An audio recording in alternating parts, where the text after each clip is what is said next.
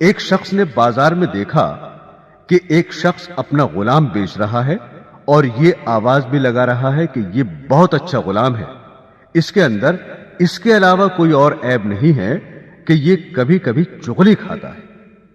کسی شخص نے یہ آواز سنی، اس نے سوچا کہ اس میں تو کوئی عیب نہیں ہے اور چغلی کھانا تو عام سی بات ہے، اس میں کیا خرابی ہے، اس غلام کو خرید لینا چاہیے۔ چنانچہ اس نے سودا کر کے وہ غلام خرید لیا اور اپنے گھر لے آیا۔ کچھ عرصے تک تو وہ غلام ٹھیک ٹھاک کام کرتا رہا۔ اس کے بعد اس نے اپنا رنگ دکھانا شروع کیا۔ چونکہ چغل خوری کے اندر وہ ماہر تھا، اس لیے اس نے چغل خوری کے اندر اپنا کرتب دکھلایا اور سب سے پہلے وہ اپنی مالکہ کے پاس گیا اور اس سے جا کر کہا کہ آپ کے شوہر جو میرے آقا ہیں وہ کسی اور عورت سے تعلق رکھتے ہیں اور اس کے پاس آتے جاتے ہیں، اور عنقریب وہ آپ کو چھوڑ کر اس سے شادی کر لیں گے، اور میں آپ کی خیر خواہی کے لیے بتا رہا ہوں، کسی اور کو مت بتانا۔ یہ باتیں سن کر وہ بیوی بہت گھبرائی اور پریشان ہوئی۔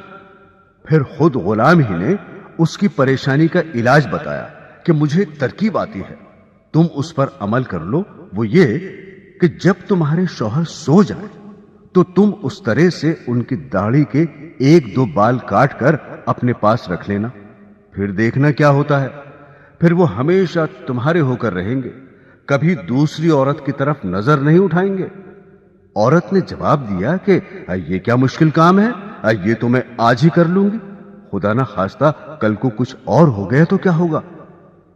اب وہ غلام آقا کے پاس آیا اور اس سے کہا کہ تمہاری بیوی کے دوسرے مردوں سے ناجائز تعلقات ہیں اور عنقریب وہ آپ کو خیر بات کہنے والی ہے، اور اس نے یہ تہیہ کر لیا ہے کہ وہ آج رات آپ کو اس طرح سے ذبح کرے گی۔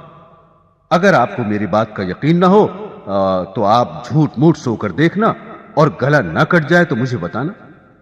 چنانچہ وہ آقا جا کر جھوٹ موٹ سو گیا، اور ادھر بیوی اس انتظار میں تھی کہ کب ان کی آنکھ لگے تو میں اپنا کام کروں۔ میاں کو نیند کہاں آتی، اس لیے اس نے مصنوعی خراٹے لینا شروع کر دیے۔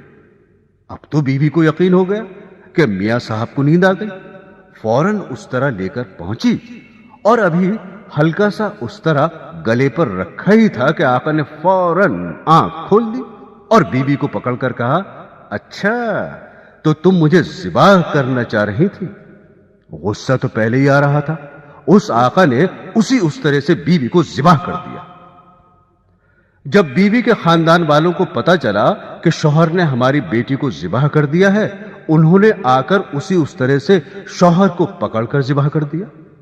اب شوہر کے خاندان والے بھی آ گئے اور دونوں خاندانوں میں خوب جھگڑا ہوا اور 20 لاشیں گر گئیں۔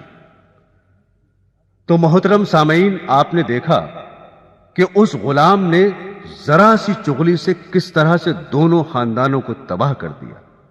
اسی لیے اس چغلی کو شریعت نے حرام قرار دیا ہے۔